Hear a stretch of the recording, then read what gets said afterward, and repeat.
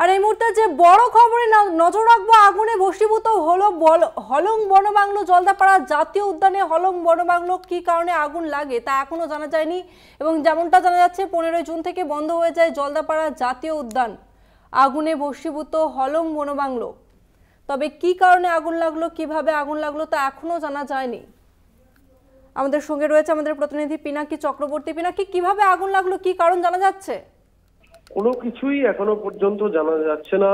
যেটা হয়েছে যে একেবারেই ঐতিহ্যবাহী বনবাংলো, এবং সবচেয়ে বড় প্রশ্ন যে আন্তর্জাতিক খ্যাতি রয়েছে যে এই বনবাংলে, সেখানে 15 জুন থেকে বন্ধ হয়ে গিয়েছে প্রত্যেকটি বনবাংলো রাজ্যের সংরক্ষিত বনাঞ্চলে। তারপরে কি করে আগুন লাগলো এবং কেনই বা এরকম একটা পরিস্থিতি তৈরি হলো, সেটা কিন্তু খুব সাংঘাতিক। মানে ভাবতেই পারা যাচ্ছে না যে যে কেন এরকম ভাবে হলো। মানে চোখে জল আসছে বলতে গিয়ে কথা। কেন এই বনবাংলার সঙ্গে প্রচুর মানুষের জড়িত, সেন্টিমেন্ট জড়িত। শুধুমাত্র ভারতবর্ষ নয়, আন্তর্জাতিক ক্ষেত্রেও এই বনবাংলে থাকবার জন্য মানুষ হাপিতেশ করে থাকতেন যে কেন হলো, যে এরকম কেন হলো। যেখানে 15 জুন থেকে বন্ধ রয়েছে এই বনবাংলোগুলি, সেক্ষেত্রে যে কি করে এরকম ভাবে আগুন লাগলো, তাহলে কি কোনো গাফিলতি ছিল নাকি কোনো শর্ট সার্কিট?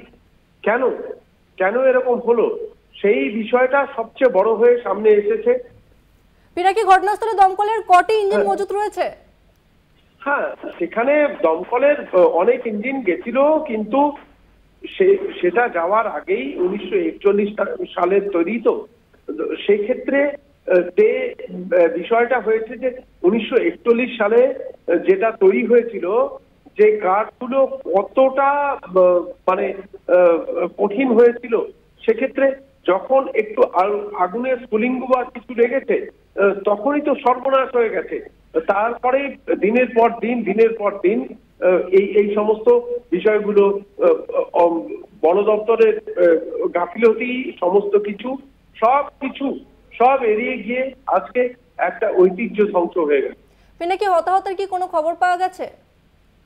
না, হতাহতের কোনো খবর পাওয়ার প্রশ্নই ওঠে না। কারণ হচ্ছে এখানটায় এমন একটা বিষয় যে সেখানটায় প্রচুর মানুষ ছিলেন, এবং এরকম কোনো ব্যাপার নয়।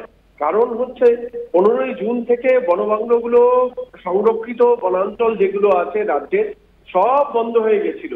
তার কারণে কোনো পর্যটক এখানটায় ছিলেন না। সেই কারণে বড় মানে একটা বড় দুর্গতি এড়ানো গেছে, এবং সেখানে দমকলের প্রচুর ইঞ্জিন ছুটে গিয়েছিল। কিন্তু এই প্রচুর আগে, অর্থাৎ 1941 সালের কথা বলছি, তখন থেকে যখন এই বনবাংলের সৃষ্টি হয়েছিল, তারপর থেকে আর কোনো মেনটেনেন্স করা হয়নি, এমনটাই অভিযোগ বন দপ্তরের। এবং তারপর থেকেই যে এইরকম একটা অবস্থা তৈরি হয়েছিল, তখন থেকে অনেকবার এটা নিয়ে প্রশ্ন উঠেছে। তারপরেও কিন্তু আর এই সমস্ত নিয়ে কোনো কিছুই করা হয়নি, যার ফলে আজকে এরকম একটা সাংঘাতিক ঘটনা ঘটে গেল। পিনাকি, জলপাইগুড়িতে এই মুহূর্তে দুর্যোগপূর্ণ আবহাওয়া, তার মধ্যে এই আগুন কতটা তাৎপর্যপূর্ণ? একটু সংশোধন করে দিতে চাই, এটা জলপাইগুড়ি নয়, এটা আলিপুরদুয়ার জেলা। আলিপুরদুয়ারের জলদাপাড়া জাতীয় উদ্যানের যে হলং বনবাংলো, সেটা পুড়ে গিয়েছে এবং সম্পূর্ণভাবে ভস্মীভূত হয়েছে। সকালবেলা থেকেই প্রচন্ড বাজে ওয়েদার ছিল, এবং ওখানে প্রচুর পরিমাণে বৃষ্টি হচ্ছিল। তার মধ্যেও যেভাবে আগুন লেগেছে, এবং কাঠ দিয়ে তৈরি একেবারে একটি বনবাংলো, যেখানে একটা নস্টালজিয়া ছিল। জ্যোতিবাবু, যিনি মুখ্যমন্ত্রী ছিলেন 34 বছরের এই বাম জমানায়, সেখানটায় তিনি ফুরসত পেলেই ওখানে গিয়ে থাকতেন। বুদ্ধবাবুও থেকেছেন। হ্যাঁ, তারপরে এরকম একটা ঘটনা কেন ওখানটায় ঘটলো, সেটা নিয়ে কিন্তু একটা প্রশ্ন থেকেই যাচ্ছে। এক্ষেত্রে বন দপ্তরের একটা গাফিলতি খুব বড়ভাবেই কাজ করছে। ধন্যবাদ তোমাকে পিনাকি। আমরা কথা বললাম আমাদের প্রতিনিধি পিনাকি চক্রবর্তীর সঙ্গে। আপনাদের আরো একবার জানিয়ে রাখবো, জলদাপাড়ায় হলং বাংলোতে ভয়াবহ আগুন, হতাহতের খবর এখনো পর্যন্ত স্পষ্ট নয়, তবে ঘটনাকে কেন্দ্র করে ইতিমধ্যেই শোরগোল শুরু হয়েছে উত্তরবঙ্গে। এই মুহূর্তে সেই ছবি আপনারা দেখতে পাচ্ছেন। মঙ্গলবার সন্ধ্যায় বিধ্বংসী আগুন লাগে হলং বাংলোতে। আগুনে বাংলোর সিংহভাগ অংশ ভস্মীভূত হয়ে গেছে বলে এমনটাই জানিয়েছে আমাদের প্রতিনিধি। রাজ্যের প্রাক্তন মুখ্যমন্ত্রী প্রয়াত জ্যোতি বসুর অত্যন্ত প্রিয় জায়গা ছিল এই হলং বাংলো, এবং গ্রীষ্মকালে কিছুদিন এখানে গিয়ে থাকতেন জ্যোতিবাবু। তারপর থেকেই ধীরে ধীরে জনপ্রিয় হয়ে ওঠে এই বাংলো, এবং এই বাংলোতে এই মুহূর্তে ভয়াবহ অগ্নিকাণ্ড, সেই ছবি আপনারা দেখতে পাচ্ছেন। জলদাপাড়ার হলং বাংলোতে ভয়াবহ অগ্নিকাণ্ড, হতাহতের খবর এখনো পর্যন্ত স্পষ্ট নয়, তবে ঘটনাকে কেন্দ্র করে জোর শোরগোল শুরু হয়েছে উত্তরবঙ্গে। মঙ্গলবার সন্ধ্যায় বিধ্বংসী আগুন লাগে হলং বাংলোতে। আগুনে বাংলোর সিংহভাগ অংশ ভস্মীভূত হয়ে গেছে বলে এমনটাই জানাচ্ছে।